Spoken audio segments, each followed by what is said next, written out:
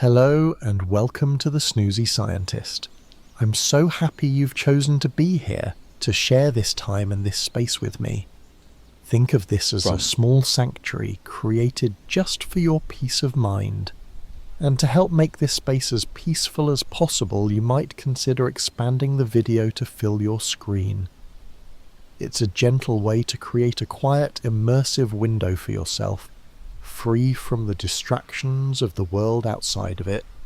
Whether you're lying down with the lights turned low, curled up on a comfortable sofa with a soft blanket, or perhaps just sitting quietly, letting the day's edges soften and blur, know that you are in the right place. You can let go of the day's rhythm, the lists, the hurried thoughts, and simply be. Tonight, we're going to drift back in time on a gentle exploration of one of the most fundamental stories of our world. It's a story of creation, of patience, and of a truly epic journey. We're going to explore the quiet, untold story of how our Earth got its oceans, how the water that cradles our continents and fills our clouds found its way to this small, blue marble, our home. Now, I should offer a gentle caution. I have tried my best to make this journey as soothing as possible, but there is a small risk that the story itself might be just a little too wondrous. If you find your mind gently captivated rather than immediately drifting off, please don't worry. At the very least, you'll drift off a little wiser, carrying a new sense of connection to the water that surrounds us and fills us. If you already feel a sense of calm beginning to settle over you, I would be so grateful if you considered giving this a gentle like, and perhaps even subscribing. It helps more sleepy minds find their way here, to our shared space of quiet curiosity. And if you feel so inclined, I always love to read in the comments where you're listening from. It's a beautiful thing to imagine this invisible web of peaceful listeners stretching all across the globe. As always, please remember this audio is created for relaxation and educational purposes only, and it is not intended as medical advice. Just settle in. Let your body feel heavy and supported. Let your breath find its own slow, easy rhythm. There is nothing else you need to do and nowhere else you need to be. So let's begin our journey. Before we can speak of oceans, we must first imagine a world without them. A world that is almost impossible for us to picture now. Let's drift back, far, far back, past all recorded history, past the dinosaurs, past the first tentative plants on land, all the way back to Earth's infancy some 4.5 billion years ago. Try to imagine it. Not the vibrant blue and white sphere we know, but a glowing, fiery orb. A world still hot from its violent birth, a churning ball of molten rock and metal, shrouded in a thick, suffocating atmosphere of steam, carbon dioxide and nitrogen. It's a hostile place, relentlessly bombarded by the debris left over from the formation of our solar system. Asteroids and comets, large and small, scarring its surface. There are no gentle rains here, no babbling brooks, no deep, silent seas. The very idea of water, of a cool, clear liquid, would seem an impossible dream on this primordial stage. The surface of this young Earth is a dynamic, hellish landscape. Volcanoes taller than any we know today constantly erupt, spewing rivers of incandescent lava that crawl across the scorched land. The ground itself shudders and groans, a thin, fragile crust barely containing the immense heat and pressure churning within. The sky is not blue, but likely a menacing hazy orange or a deep angry red, thick with volcanic dust and gases. The sun, younger and fainter than it is today, would be a dim, murky disk behind this thick veil, and the heat, The surface temperature is so extreme that if any water were present, it would be instantly vaporized, turned to steam, and joining the thick, choking clouds above. This is the Hadean Aeon, a name fittingly taken from Hades. The underworld of Greek mythology is a world of fire and rock, a dry world. So the first, most fundamental question we must gently ask is, where did the water come from? If the Earth began as this fiery, waterless sphere, how did it transform into the blue oasis we now inhabit? The answer, like the process itself, is not a single event, but a slow, patient story with two main characters, one from within and one from without. Let's first consider the water that was already here, hiding in plain sight, inside the very rock and minerals that were clumping together to form our planet in the first place. When the solar system was just a spinning disk of gas and dust around our young sun, tiny ice crystals existed in the colder outer regions of this disk. These ice crystals became trapped within the dust and rock that would eventually coalesce into larger and larger bodies called planetesimals, the very building blocks of planets. Think of it like making a snowball on a dusty day. As you roll the snow, it picks up little bits of dirt and grit, incorporating them into its structure. In a similar way, these early planetary building blocks, as they formed, trapped water molecules, H2O, within their mineral structures. These weren't pockets of liquid water, but individual molecules chemically bound to the rock itself.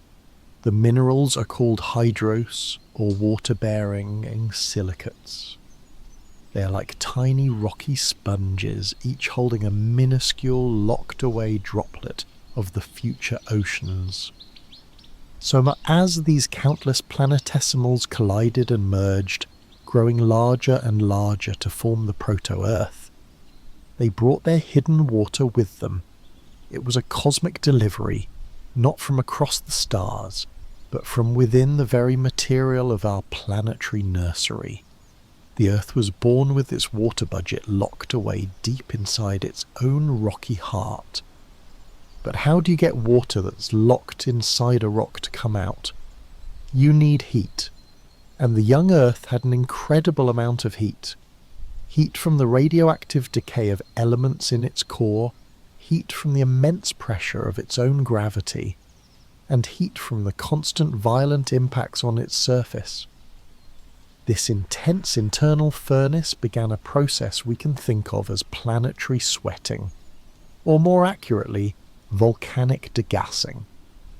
As the rocky interior of the Earth churned and melted, this trapped water, which had been a quiet passenger for so long, was finally set free. Imagine holding a wet sponge and squeezing it. The pressure forces the water out. In a much grander, far hotter sense, this is what was happening inside our young planet. The immense heat and pressure acted like a cosmic hand, wringing out the very rocks themselves. This newly liberated water, now in the form of superheated steam or water vapour, was buoyant. It was lighter than the surrounding molten material, and so it began its slow journey upwards, towards the surface.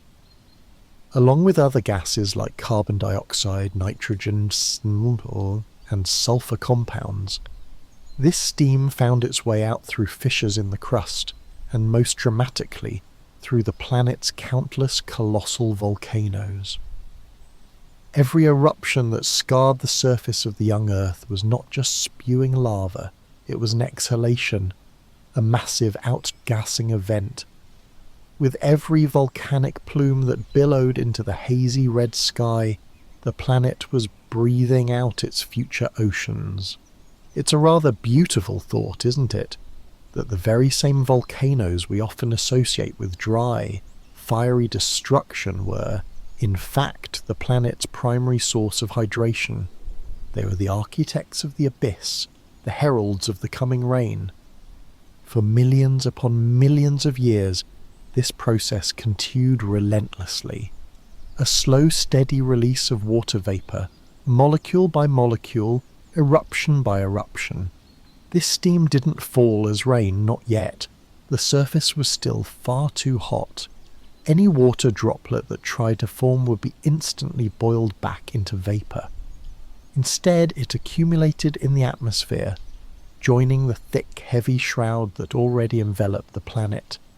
Slowly, the atmosphere of the early Earth grew denser and denser, becoming saturated with this volcanic steam.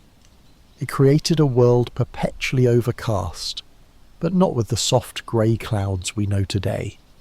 This was a global blanket of steam, creating an almost unimaginable atmospheric pressure, perhaps hundreds of times greater than the pressure we feel today. This thick, wet blanket had a profound effect. It acted as a perfect insulator. Just like a thick duvet on a cold night traps your body heat, this massive steam atmosphere trapped the heat radiating from the Earth's molten surface. This created what scientists call a runaway greenhouse effect. The more water vapour that was pumped into the atmosphere, the better it became at trapping heat, and the more heat it trapped, the hotter the surface remained, preventing that very same water vapour from ever condensing and falling as rain. It was a planetary paradox. The Earth was producing the very thing it needed to cool down, but in a form that was keeping it hot.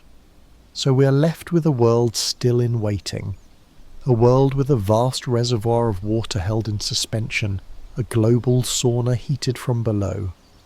The surface remains a dynamic tapestry of cooling black basalt and glowing red rivers of lava. The air is thick, hot, and heavy.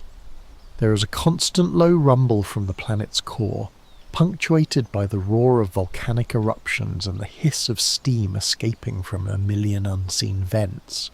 It is a state of perfect, patient equilibrium.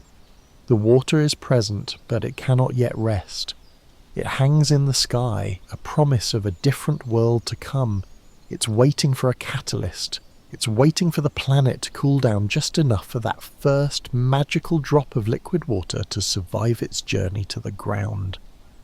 The great engine of volcanism provided the raw material, but the planet needed to exhale its primordial heat to finally let its fever break. This process of internal degassing was almost certainly the primary author of our planet's water story. Many scientists believe that the vast majority of the water we see today, in the deep trenches of the Pacific, in the floating ice of the Arctic, in the clouds above our heads, and even the water within our own cells, was here from the beginning, locked away, and then slowly breathed out by the planet itself.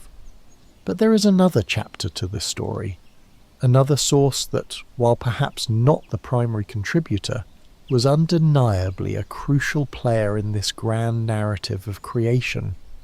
For while the Earth was busy creating its own water from within, it was also receiving deliveries from the vast, dark expanse of space. And these deliveries came in the form of ice and rock, messengers from the colder outer reaches of our burgeoning solar system, the cosmic travellers we call comets and asteroids, and their story adds another layer of wonder to the tale of our ocean's birth. Let's shift our perspective for a moment. Let's float away from the glowing steam-shrouded Earth and rest in the cool, silent darkness of the early solar system. Out here in the quiet, there are other wanderers, remnants from the dawn of creation, following their own long, elliptical paths around the young sun. These are the comets and the asteroids. Imagine a comet first. It's not the brilliant streaking spectacle we see from Earth today. Up close it's a quiet, dark object. A loose collection of ice, dust and rock, often described quite poetically as a dirty snowball. These objects were born in the frigid outer regions of the solar system, far from the sun's warmth, where volatile materials like water, methane and ammonia could freeze solid. They are like time capsules from the birth of our stellar neighbourhood, preserving the original ingredients in a deep freeze. As their long orbits bring them closer to the inner solar system, the sun's gentle warmth begins to sublimate the ice, creating the beautiful hazy coma and tail that we recognize, and within that ice is water, vast quantities of it. Then there are the asteroids. We tend to think of them as dry, inert lumps of rock and metal, and many of them are, but others, particularly those that formed further out in the asteroid belt between Mars and Jupiter, are what we call carbonaceous chondrites. This is just a scientific way of saying they are rich in carbon, and, crucially for our story, they contain significant amounts of water locked within their minerals. Just like the planetesimals that form the Earth, these asteroids are like rocky sponges, carrying their own hidden reservoirs of water. They are, in essence, smaller cousins of the very stuff that built our world. For hundreds of millions of years, during a period that planetary geologists call the Late Heavy Bombardment, the inner solar system was a much busier, more chaotic place. The gravitational dances of the giant planets like Jupiter and Saturn were still settling down, and their immense pull flung countless comets and asteroids from their stable orbits into new crisscrossing paths. Many of these paths intersected with that of our young Earth. And so it began to rain from the heavens, not a rain of water, but a rain of rock and ice. This wasn't a gentle shower. The impacts would have been cataclysmic, scarring the planet's surface and releasing energies greater than any nuclear explosion. But with each impact, a delivery was made. Each comet that vaporized in the atmosphere, each water-bearing asteroid that shattered on the surface, released its precious cargo of water into the planet's already thick, steamy envelope. It was a violent, yet life-giving process. A cosmic bombardment that, paradoxically, helped to build the cradle of life. For a long time, scientists thought that comets were the primary source of this external delivery. It's a romantic idea, great icy wanderers from the dark seeding our world with the water of life. But a fascinating piece of chemical detective work has shifted our focus. It lies in the water itself. Most water, the familiar H2O, is made of 2 hydrogen atoms and 1 oxygen atom. But there is a heavier version of hydrogen, an isotope called deuterium, which has an extra neutron. Water made with deuterium is sometimes called heavy water. By measuring the ratio of heavy water to regular water, we can create a kind of chemical fingerprint. When we looked at the water in Earth's oceans, we found it has a very specific fingerprint. Then we began to measure the fingerprint of water in comets. And for many of the comets we first studied, the ratio was different. They were much richer in heavy water than our oceans are. If they were the main source, our oceans should share their fingerprint. But then we turned our attention to those water-bearing asteroids, the carbonaceous chondrites, and when we analysed meteorites from these asteroids that have fallen to Earth, we found a near-perfect match. Their chemical fingerprint, their ratio of heavy water to normal water, was almost identical to that of our planet's oceans. This suggests that while comets certainly contributed, it was the steady rain of water-rich asteroids that likely provide the bulk of this celestial delivery. So a beautiful dual process was unfolding. The planet was breathing out its own ancient internal water through volcanoes, while at the same time the sky was adding to this reservoir, delivering water from afar via a steady bombardment of asteroids. The 2 sources, one from deep within and one from high above, worked in concert, gradually filling the atmospheric bank account with the currency of future oceans. Now the stage is almost set. The water is here, an immense quantity of it, both homegrown and delivered from space, all swirling in a thick, superheated steam atmosphere. The world is a pressure cooker holding its breath, but it cannot stay this way forever. The final crucial ingredient for the birth of the oceans is not a thing, but a process, a change. The planet, which had been so hot for so long, had to begin, ever so slowly, to cool. This cooling was not a sudden event. It was a slow, deep planetary sigh of relief drawn out over millions of years. The frantic energy of its formation was beginning to subside. The relentless cosmic bombardment, which had added so much heat to the surface, began to taper off as the solar system swept its orbits clean of major debris. Deeper within the planet, the short-lived radioactive elements that had acted like a powerful furnace were decaying, their heat diminishing with time. The Earth was slowly, patiently radiating its primordial heat into the cold vacuum of space. As the surface temperature began to drop, it slowly approached a magical threshold. A tipping point where the runaway greenhouse effect that had kept the planet so hot would begin to reverse. As the atmosphere cooled, it could no longer hold the immense amount of water vapor it contained. The air was saturated, heavy, and waiting. And then it happened. High in the upper atmosphere, where the temperatures were coolest, the steam began to condense. Tiny, microscopic droplets of liquid water began to form around specks of volcanic dust. For the first time, our world knew clouds not just of steam, but of liquid water. These clouds grew, merged, and darkened, until the entire planet was swaddled in a single, globe-spanning storm cloud. Now, try to imagine the first rain. This was not a gentle spring shower. This was a deluge of biblical proportions, but one that lasted not for 40 days, but perhaps for thousands, even millions of years. At first, as the hot, heavy drops fell from the sky, they would have hit the still scorching ground and instantly hissed back into steam, rising up to rejoin the clouds in a frantic repeating cycle. It was a battle between the coolness of the upper atmosphere and the heat of the crust. For a long, long time, no drop of rain ever truly reached its destination. But with every cycle of evaporation and condensation, the planet shed more of its heat.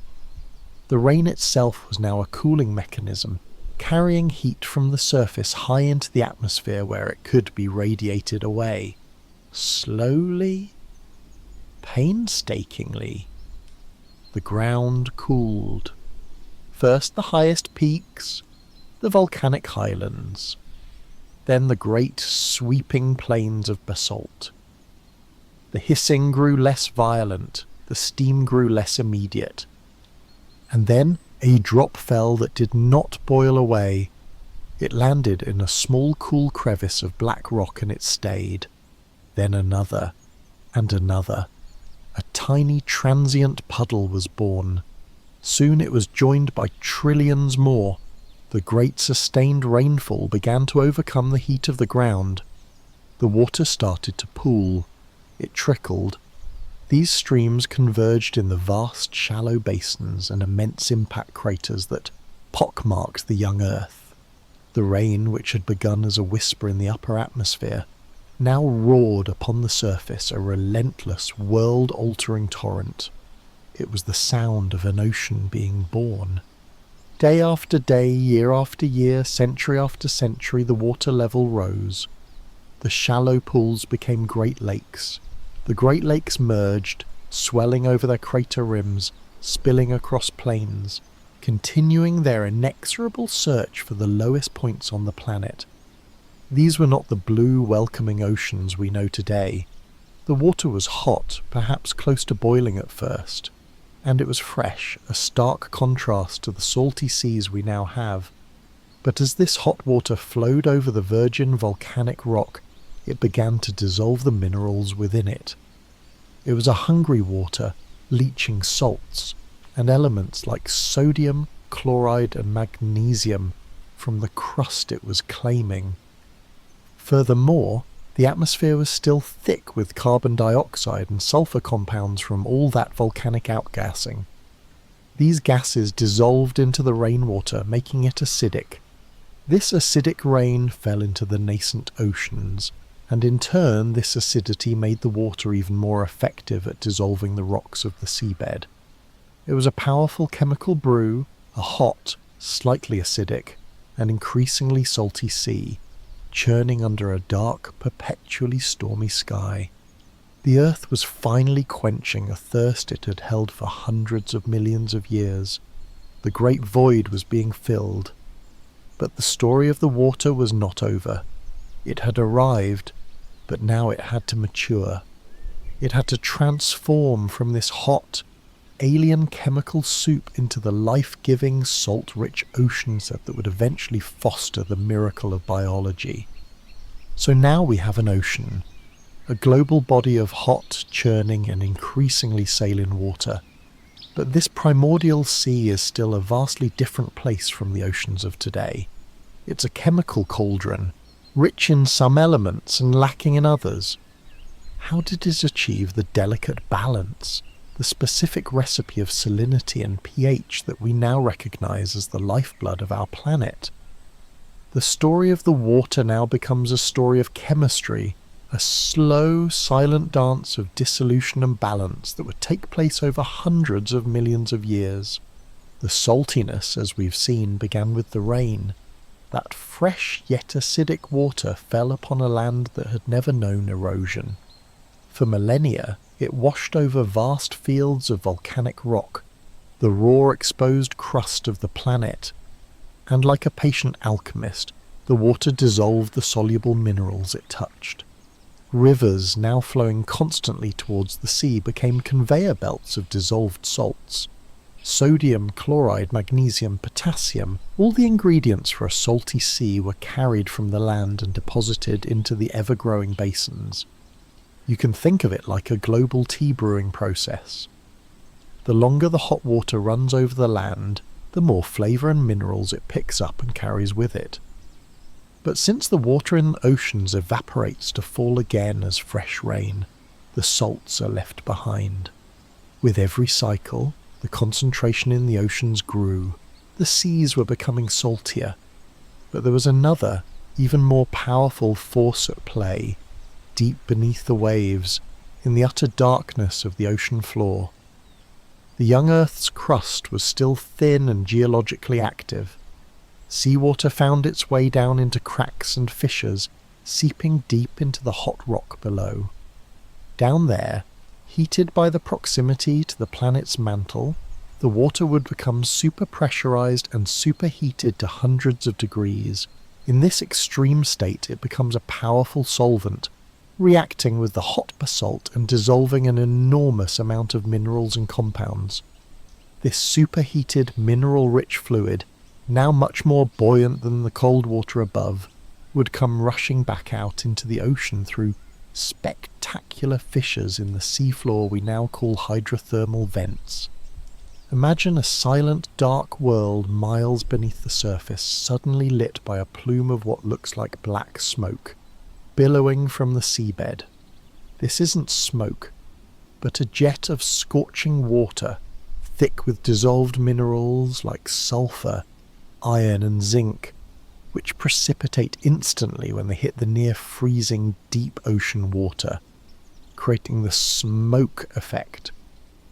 These black smokers, along with their cooler, paler cousins, white smokers, were like massive natural faucets, pouring a rich, complex cocktail of chemicals directly into the deep ocean.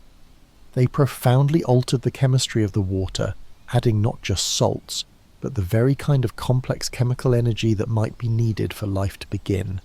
For a long time the oceans grew saltier and saltier, but it didn't continue forever. If it had, our oceans would be as briny as the Dead Sea, incapable of supporting the life we know. A beautiful equilibrium was reached. The same processes that delivered the salts were eventually balanced by processes that removed them. New clay minerals formed on the seabed, incorporating salts into their structure. The creation of new crust at mid-ocean ridges and the subduction of old crust at trenches cycled water and minerals, and later the evolution of life itself, like shell-building organisms, would begin to pull vast quantities of minerals like calcium carbonate out of the water.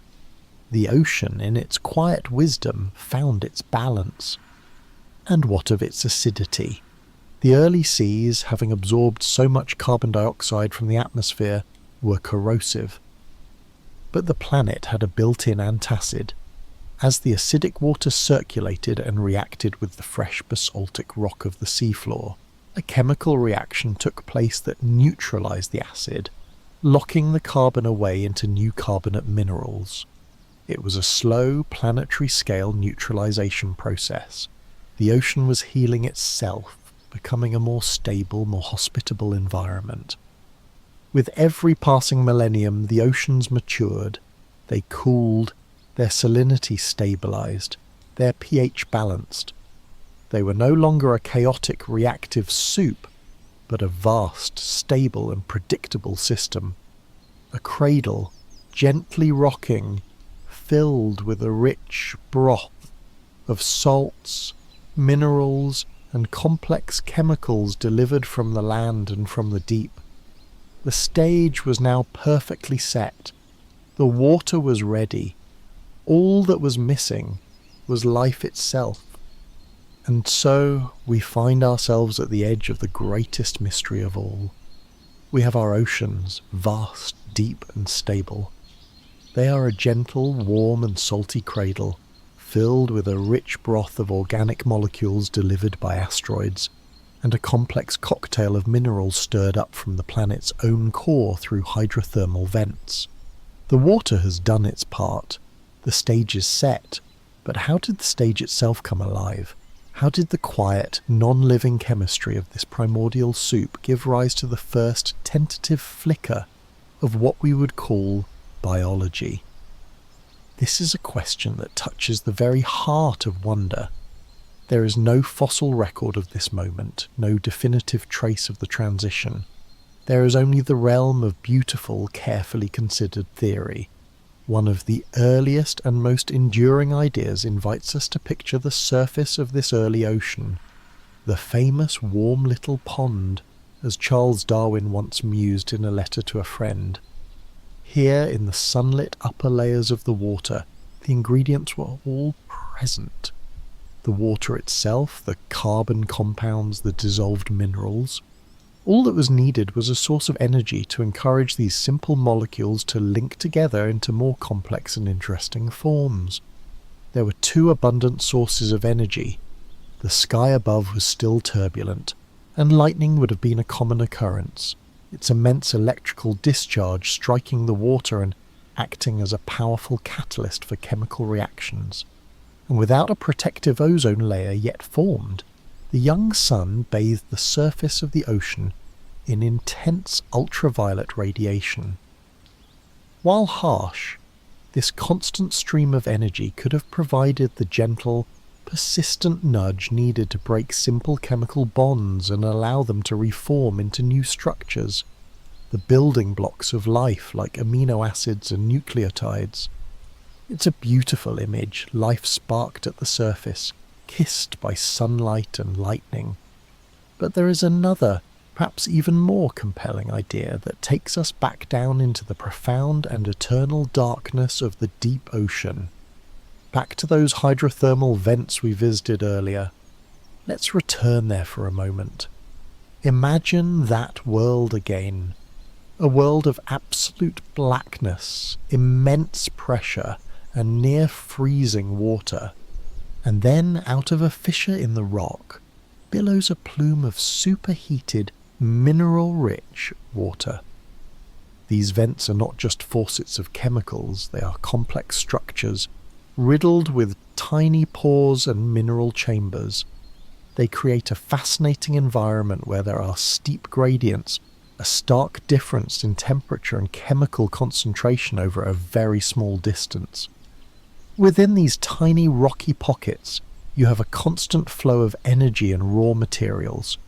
You have protection from the harsh UV radiation that bombards the surface. It's like a vast network of miniature natural laboratories, each one a tiny experiment in chemical complexity. Many scientists now believe these deep, dark vents, and not the sunlit surface, were the most likely nurseries for life. Here, within the porous rock of the vent systems, simple organic molecules, perhaps brought in by the seawater, could become concentrated.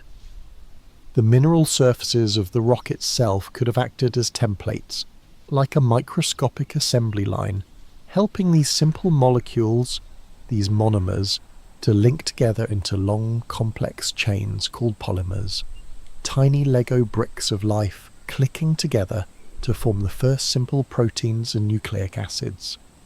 The next crucial step, it is thought, was the formation of a container, a boundary. Think of a simple soap bubble. The molecules that make it up, lipids, naturally arrange themselves into a sphere that separates the inside from the outside. In the early ocean, similar lipid molecules could have spontaneously formed tiny bubbles, enclosing a droplet of the surrounding water and the precious new polymers within it. This was the birth of the protocell. For the first time, there was an inside that was distinct from the outside. A private, protected space where the chemistry of life could become more concentrated, more organized. But there was one final magical leap to be made. A structure that could not only exist, but could also create copies of itself. The dawn of replication. It's believed that a molecule, perhaps the versatile nucleic acid RNA, was the first to master this trick.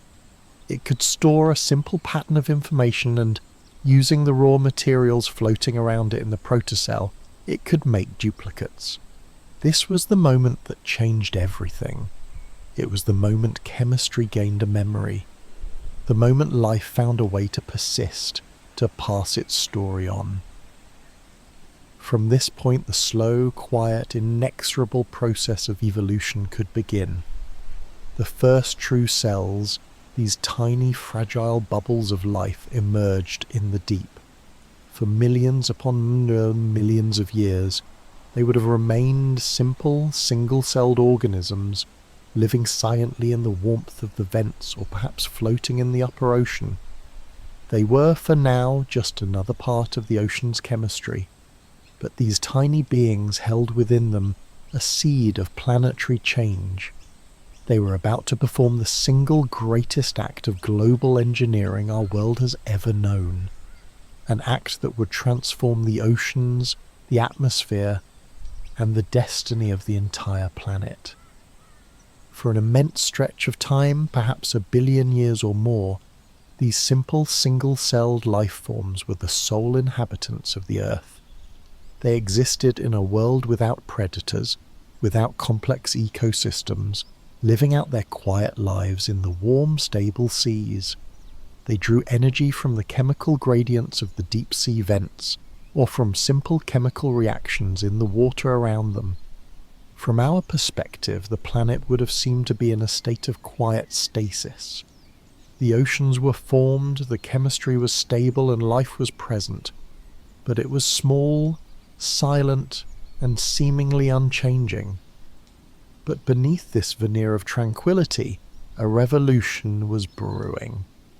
A biological innovation that would utterly transform the planet's future. Somewhere in the sunlit upper layers of the ocean, a new kind of organism evolved. Perhaps a descendant of those early surface-dwelling cells. This new life form learned to do something extraordinary. It learned to eat sunlight. This process, which we now call photosynthesis, was a miracle of biological engineering. These tiny cells, which we now know as cyanobacteria or blue-green algae, figured out how to use the pigment chlorophyll to capture the energy in a photon of light from the sun. They used that energy to split a water molecule, the abundant H2O all around them, and combine it with carbon dioxide to create sugars for their own nourishment. It was the most efficient and powerful way of generating energy the world had yet seen, and it had a byproduct, a waste gas. For every molecule of carbon dioxide these bacteria consumed, a molecule of oxygen was released. At first, this oxygen was just a tiny, insignificant puff of gas in a vast, oxygen-free world. But these cyanobacteria were incredibly successful. They proliferated across the globe, forming vast, slimy mats in shallow coastal waters and filling the upper ocean with their countless trillions. And with every passing moment of daylight, they were all releasing tiny bubbles of this new, highly reactive gas into the water. For hundreds of millions of years, this oxygen never reached the atmosphere. The oceans were still full of dissolved iron, a legacy of the planet's volcanic beginnings. This new oxygen was like a key to a lock. As soon as it was produced, it immediately combined with the dissolved iron, creating a new substance, iron oxide, rust. For millennia upon millennia, the oceans of the world rusted. It's a strange and beautiful image to hold. The water itself, once perhaps a murky green or brown, would have slowly taken on a reddish tint, and as the iron oxide particles formed, they were heavy, and they slowly, gently rained down through the water column, settling in a fine red dust on the ocean floor. Year after year, century after century, this silent, gentle rain of rust built up, creating thick layers of iron-rich sediment. When we look at the geological record today, we see this event written in stone. We find massive deposits all over the world known as banded iron formations, alternating layers of reddish-brown iron oxide and grey silica, a silent testament to the moment the Earth's oceans were first breathing oxygen. This process continued for an almost unimaginable length of time, but eventually the vast majority of the dissolved iron in the oceans was used up. It had all rusted and fallen to the seafloor. Now, for the first time, the oxygen being produced by the relentless work of the cyanobacteria had nowhere else to go. It began to build up in the water, and then it began to bubble out, escaping into the sky. This moment, which scientists call the Great Oxidation Event, was one of the most significant turning points in our planet's history. And it was, for the life that existed at the time, a catastrophe. Oxygen is highly reactive. For the anaerobic organisms that had dominated the world until then, it was a deadly poison. It tore apart their cellular structures. The very gas that we now depend on for our every breath was, for them, a toxic pollutant flooding their world. It caused the planet's first and perhaps greatest mass extinction. A slow creeping crisis that wiped out countless species of anaerobic life. It was a profound changing of the guard. The old world was dying, and a new oxygenated world was being born. The atmosphere itself began to transform. The thick, methane-rich haze that had likely given the sky a pale orange or reddish tint was broken down by the new oxygen. Slowly, over millions of years, the Earth's sky began to clear. It began to turn blue. The world as we know it, a world of blue skies and blue water, was beginning to take shape. All thanks to the collective breath of the smallest, most humble of organisms. The water had created life, and now life was recreating the world. And so our planet was fundamentally remade. The air and the surface of the oceans were now rich with oxygen, a legacy of those tiny photosynthetic pioneers. This new world, born from a planetary-scale pollution event, held within it a paradox. While it was a death sentence for the old guard of anaerobic life, this reactive, energy-rich atmosphere was also the key that would unlock the door to a future of breathtaking complexity. The water had set the stage, life had rewritten the script, and now the next act could begin. One of the most profound consequences of this new oxygenated air began to take shape high above the world, in the silent, thin upper reaches of the atmosphere.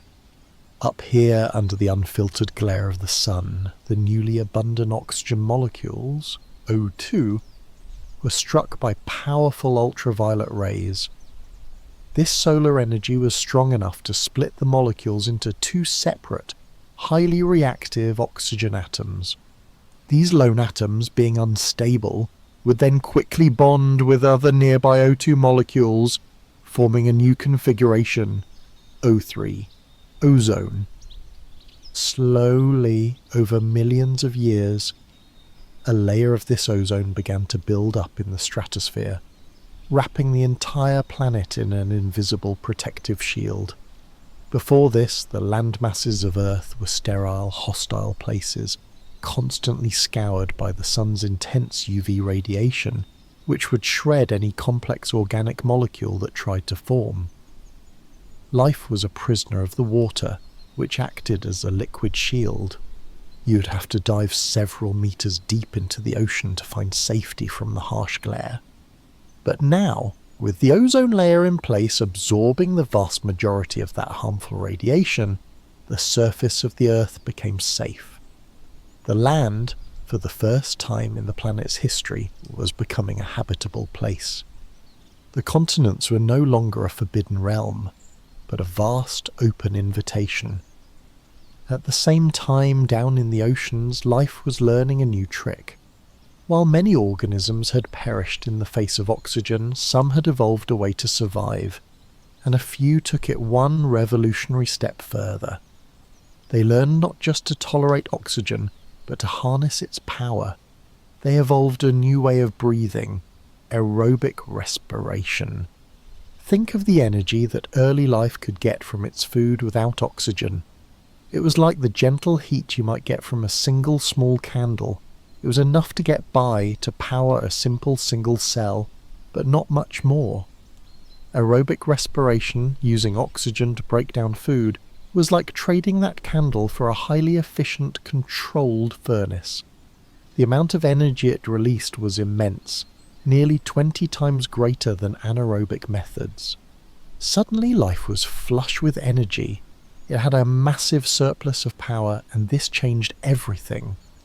With so much energy to spend, cells could afford to do more. They could grow larger, they could develop specialized parts, and most importantly, they could begin to cooperate. They could afford the energy cost of banding together, of forming permanent communities. The age of single-celled organisms was drawing to a close, and the era of multicellular life was dawning. These were the first animals, the first complex algae.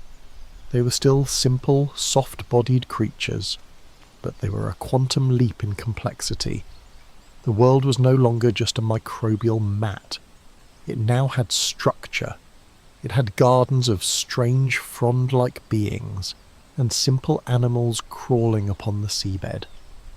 All of this was made possible by the oxygen that the humble cyanobacteria had spent 1 billion years pumping into the seas and the sky. The oceans were now teeming with this new potential. The stage was set for an explosion of diversity, and on the horizon, the now sheltered continents waited, silent and empty. The water, having served as the cradle and the laboratory of life for 3 billion years, was now preparing for its next great role, to act as the staging ground for life's greatest adventure yet, the colonization of the land. The world was poised on the brink of something spectacular. The oceans, now oxygen-rich and home to the first simple multicellular animals, were stirring with potential. The continents, now protected by the quiet work of the ozone layer, lay silent and expectant. But before life could truly take hold and diversify, our planet would first fall into a long and profound slumber, a deep chill that would test the resilience of this new, fragile biosphere. For reasons that scientists are still gently debating, the Earth's thermostat faltered. Perhaps the new oxygen-rich atmosphere had reacted with and reduced the greenhouse gas methane. Or perhaps the positions of the continents disrupted ocean currents. Whatever the cause, the planet began to cool dramatically. Ice sheets grew from the poles, spreading downwards, and mountain glaciers crept into the valleys. The cooling continued, feeding itself, as the white ice reflected more of the sun's heat back into space. Eventually, the entire planet was plunged into a deep freeze, a period we now call Snowball Earth. Imagine it. The vibrant, churning oceans that we have spent so long watching, now frozen over, perhaps a kilometre thick in ice. The entire globe, a silent white sphere, glistening in the faint sunlight. It must have been a time of immense quiet. The roar of the waves was silenced. The planet was holding its breath under a blanket of ice. But life, having worked so hard to establish itself, did not surrender. It endured. In the deep, dark ocean, life carried on, clustered around the familiar warmth and chemical energy of the hydrothermal vents, those faithful oases. Perhaps near the equator, some patches of water remained open to the sun, slushy, dynamic havens for the photosynthetic algae. Life found a way, clinging on in these small isolated pockets of warmth and liquid water, waiting for the long winter to end. And it did end. Beneath the ice, the Earth's heart of fire was still beating.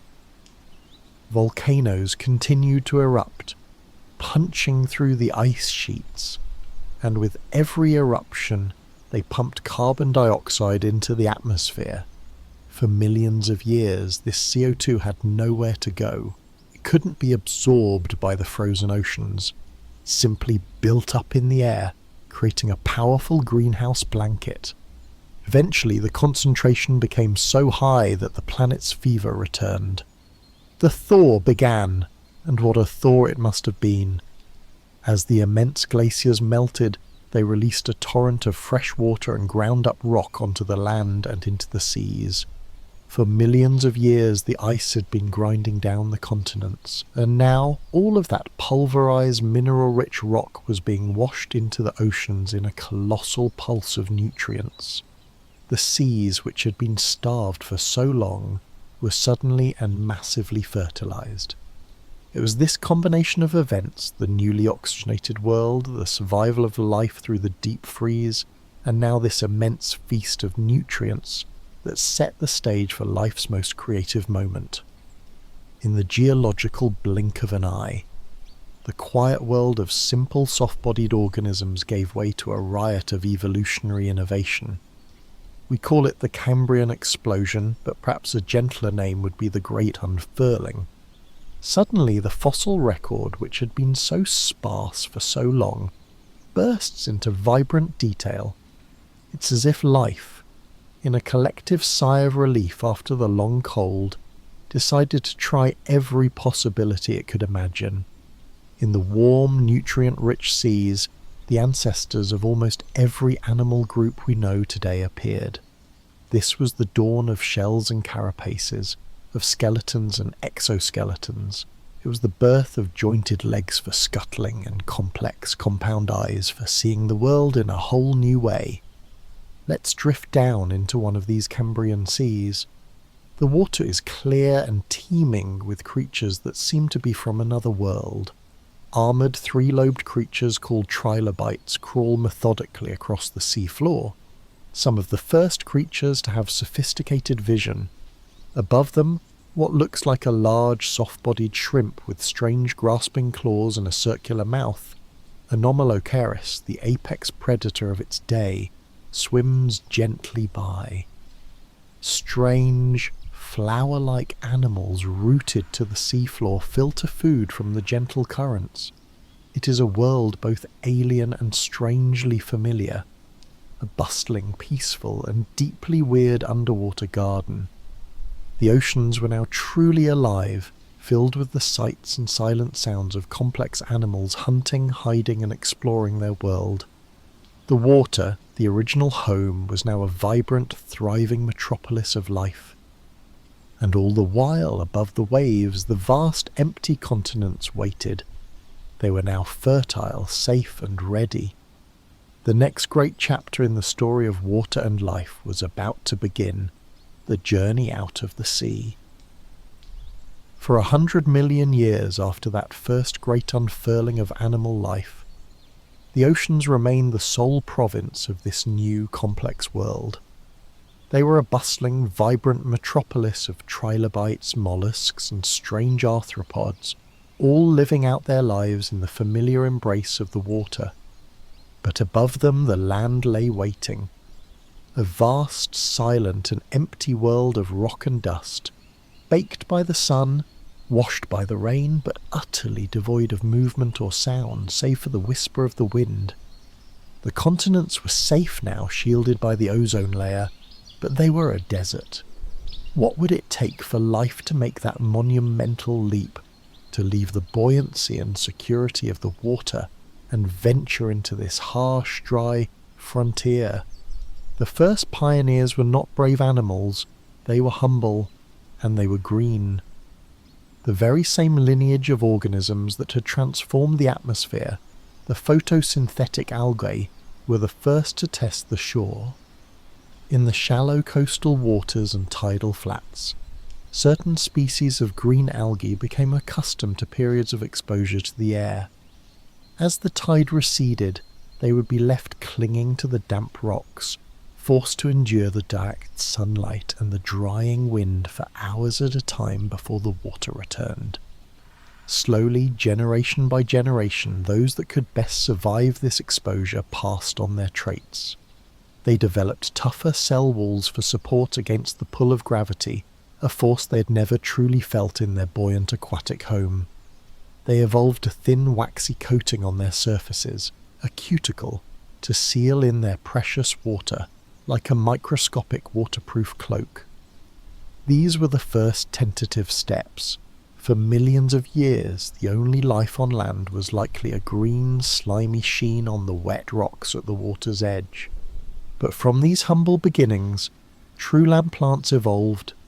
They developed primitive root-like structures to anchor themselves and to draw moisture and nutrients from the thin, rocky soil that was beginning to form. They developed specialized tissues, a simple vascular system, to carry that water up their stem towards the sun. The first great landscapes of Earth were likely vast coastal plains covered in carpets of low-lying spongy mosses and liverworts, a world of deep silent green. And as these plants spread further inland, they became world builders. Their roots broke up the rock, creating more soil. When they died, their bodies decomposed, adding rich organic matter to that soil. They began to change the very air, taking in carbon dioxide and releasing oxygen, continuing the work the cyanobacteria had started in the sea. They created shade. They created humidity.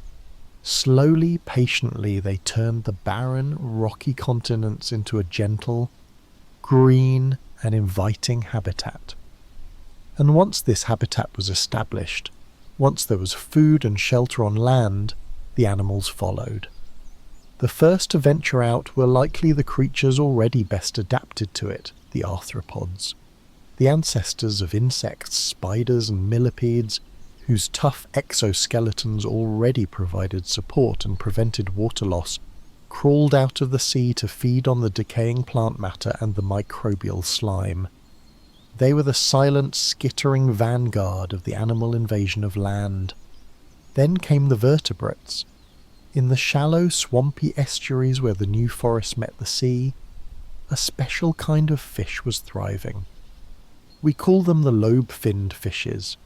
Unlike other fish, their fins were not thin rays, but were supported by thick, fleshy lobes containing sturdy bones, almost like primitive limbs.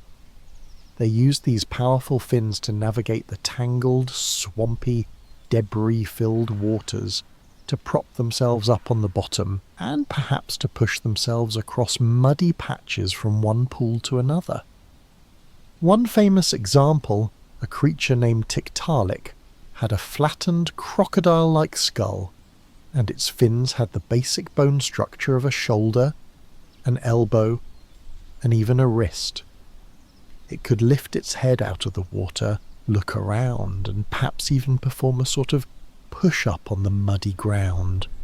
These creatures were not heroically leaping onto land, they were simply exploring the very edge of their world, a world that was half water, half land.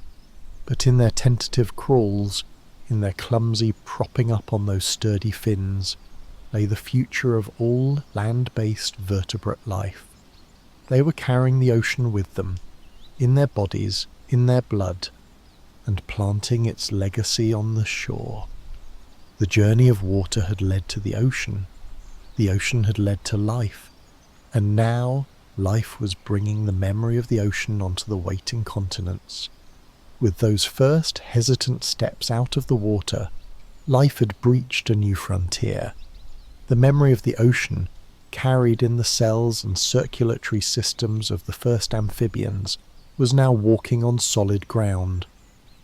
For millions of years these creatures lived a dual life, tethered to the water's edge, returning to it to lay their gelatinous eggs, which needed the liquid embrace of their ancestral home to survive.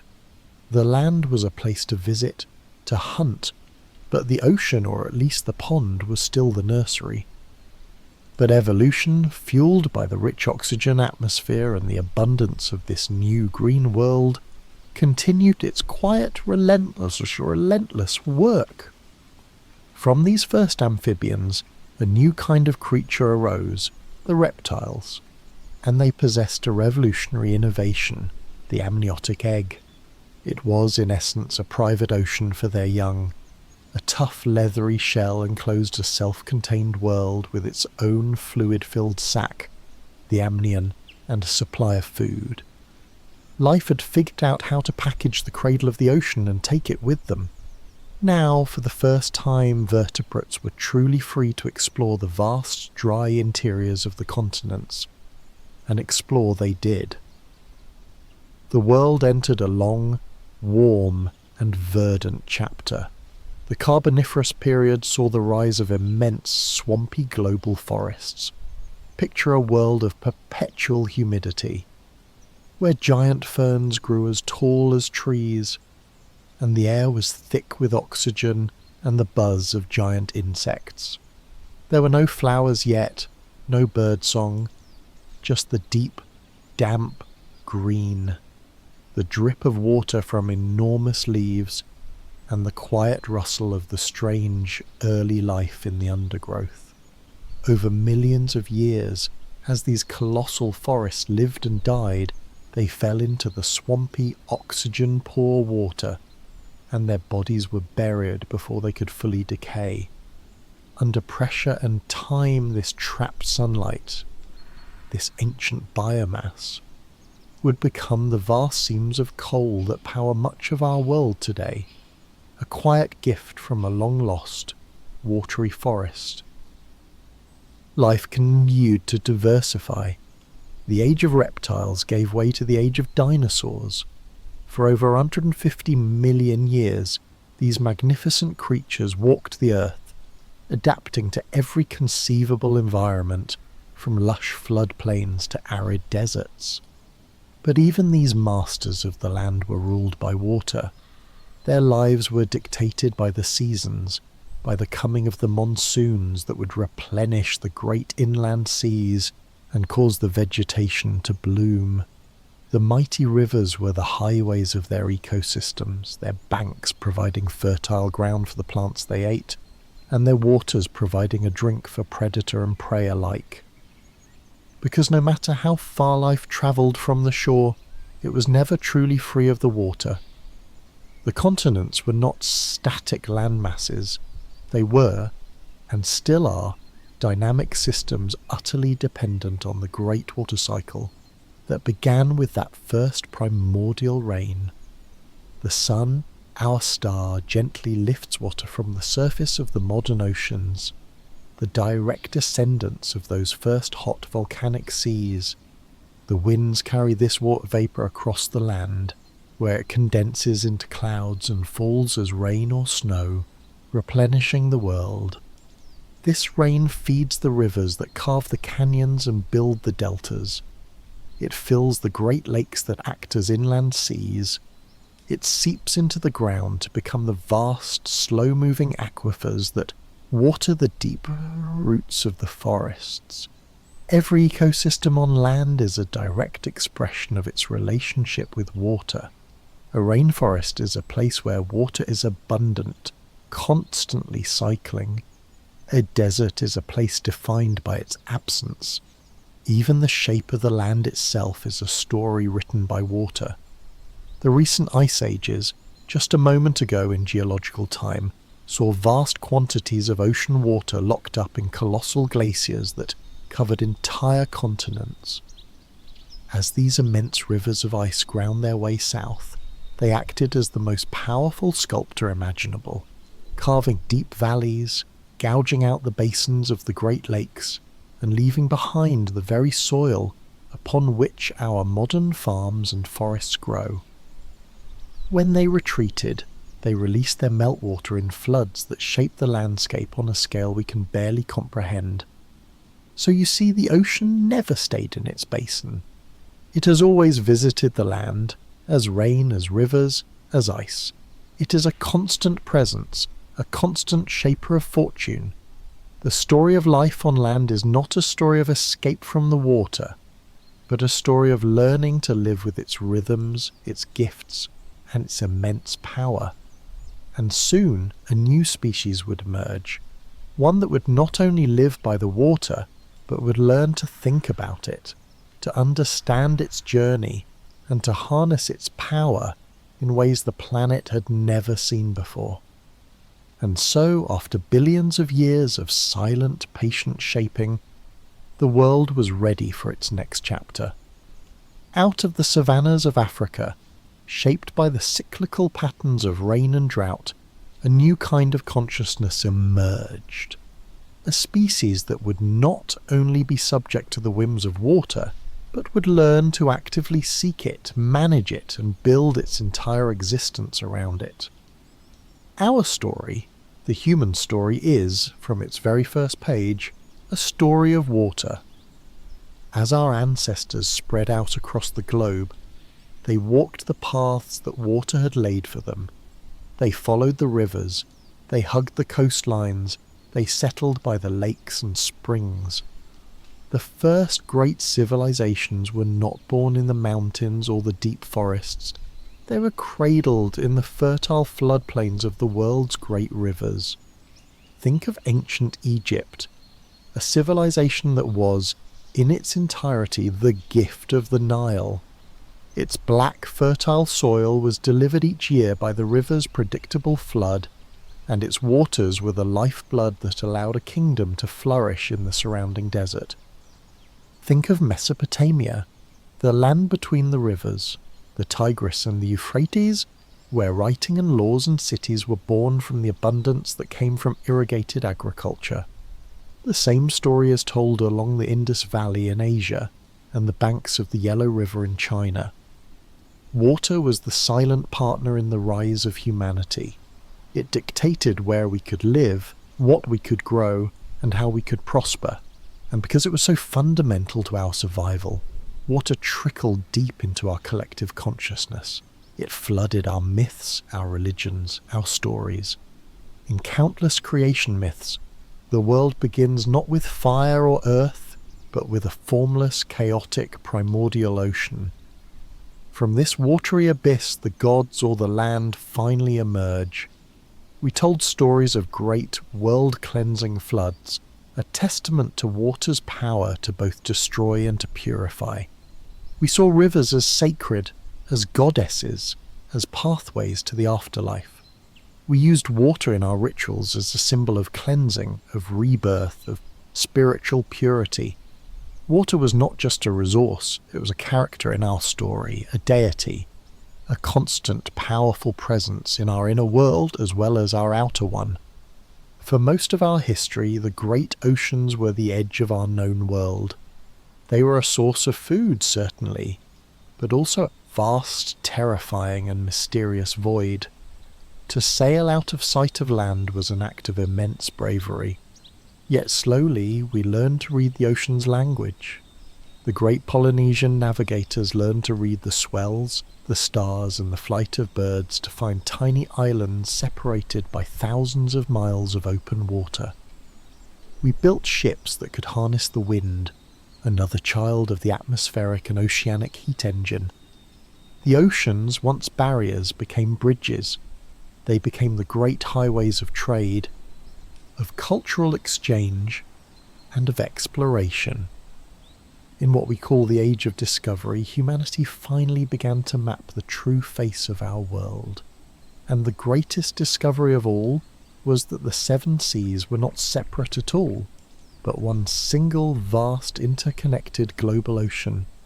The same water that lapped at the shores of Portugal could find its way to the coasts of Brazil or the islands of Indonesia. We finally saw the earth for what it was, not a world of continents dotted with water, but a water world, lightly sprinkled with land. And now our journey with water has taken us to the most remarkable places. We have built vehicles that can take us back down into the deep, dark, crushing pressures of the abyss, down to the very hydrothermal vents where life itself may have sparked into existence. Human eyes now look with quiet wonder upon those billowing black smokers, watching the strange pale creatures that live in eternal darkness, powered by the chemical energy of the Earth's core. We are, in a way, visiting the most ancient and sacred nursery of our own planet. Our curiosity has led us all the way back to the beginning of the story. This grand, sweeping relationship from the first river valley civilization to the deepest ocean trench is the story of our species. But the story of water is also infinitely more personal than that. It is not just the story of our planet or our species, it is the story of you. The journey from that first primordial rain is not just an external tale, its final destination is even closer than you think. And so we bring our gaze back from the farthest reaches of space, from the deepest trenches of the sea, and from the long, slow, patient march of geological time. We bring it all the way back to here, to now, to this quiet moment of rest, because the final destination of this 4.5 billion year journey of water is you. The story is not written on ancient rocks or in the light of distant stars, but in the very fabric of your being. As you rest here, feel the gentle weight of your body, the quiet, steady rhythm of your breath, and become aware just for a moment that the vessel that is you is primarily a vessel of water. Around 60% of your body is made of the very same H2O molecules that we have followed on their epic journey. You are, in the most literal and beautiful sense, a walking, breathing, dreaming ocean. The water that flows through your veins, the fluid that cushions your brain, the saline solution that fills your cells, it is your own personal internal sea, and its chemistry tells the story of its origin. The saltiness of your blood, the faint taste of salt in your tears, has a mineral composition that is remarkably, poetically similar to the composition of the Earth's ancient oceans, just before the great proliferation of life. You are carrying a relic of the primordial sea within you. Every cell in your body is bathed in a fluid that is a direct, unbroken lineage from that first great rain. When you feel your own pulse, that gentle rhythmic beat, you are feeling the motion of your own inner tide. A tide of blood which is mostly water being pushed through your body. And what does that blood carry? It carries iron, held within hemoglobin, the molecule that transports the oxygen you are breathing right now. This is the very same iron that was once dissolved in the ancient seas, the same iron that caused the oceans to rust during the Great Oxidation Event. The great planetary processes of 1 billion years ago are echoed in the quiet, life-giving chemistry of your every breath. The calcium that gives strength to your bones and teeth was once rock, dissolved by that first acidic rain, carried down the first rivers, and deposited in the sea, where it was taken up by the first creatures who learned to build shells. The salts and electrolytes that allow your nerves to send signals, enabling you to think and feel and dream, are the same salts that were leached from the planet's crust to turn the fresh water into a living ocean. Every process of your life happens in water. It is the silent, ubiquitous medium in which the miracle of you unfolds. It is the universal solvent that allows for the dance of biochemistry. It is the gentle current that carries nourishment to your cells and washes away what is no longer needed. You are a microcosm of the entire planetary system we have just explored. You have your own internal water cycle, your own complex chemistry, your own vibrant ecosystem of living cells, all descended from those first sparks of life in the deep. So tonight, as you drift and as you settle, you might think of yourself in this way, not as a solid separate being, but as a soft, permeable container of life-giving water, a brief, beautiful and conscious collection of the Earth's ancient ocean. The water within you has travelled an unimaginable distance to be here, in this form, in this moment. It was once part of a comet. It was breathed out by a volcano. It fell as rain for 1,000 years. It was part of the sea that cradled the first life. It flowed through the bodies of dinosaurs and ancient ferns. And now it is you. It is the quiet, steady, living presence that is resting here, listening to the story of itself. And so our long, quiet journey together comes to a gentle close. We have drifted back across billions of years, back to the very beginning of our world's story. We imagined a sphere of fire and rock, born dry into the darkness of a young solar system. We watched as it breathed out its own oceans from deep within its molten heart, and as it was gifted more water from a steady cosmic rain of asteroids. We felt the immense, patient heat give way to the first world-spanning deluge, a rain that lasted for millennia, filling the great basins to create the seas. And in those seas, in the warm chemical broth near a deep-sea vent or a sunlit pond, we witnessed the profound, quiet miracle of life's first spark. We saw how that humble life, in its quest for sunlight, remade the entire planet, breathing out the air that would clear the skies and open the door for creatures of immense complexity and beauty.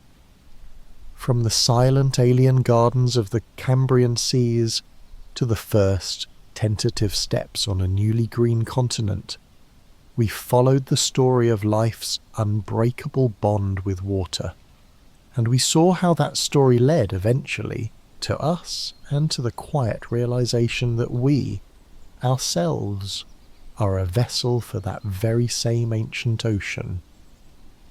The entire epic cosmic journey has culminated in this simple, peaceful moment of rest.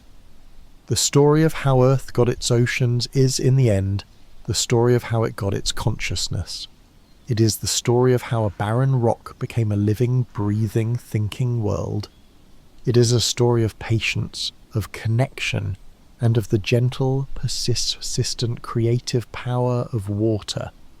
If you enjoyed our time together tonight, if you found a measure of peace or wonder in this story, I would be so grateful if you gave this a like, or perhaps even subscribe to find your way back to this quiet space again. It truly does help others who might be seeking a moment of calm to find their way here. But for now, there is nothing left to do, nothing to figure out. Just let the story dissolve and let yourself drift on the quiet tide of your own breath. The journey is complete. May your rest be deep and your dreams be peaceful. Sleep well, and until next time, keep wondering.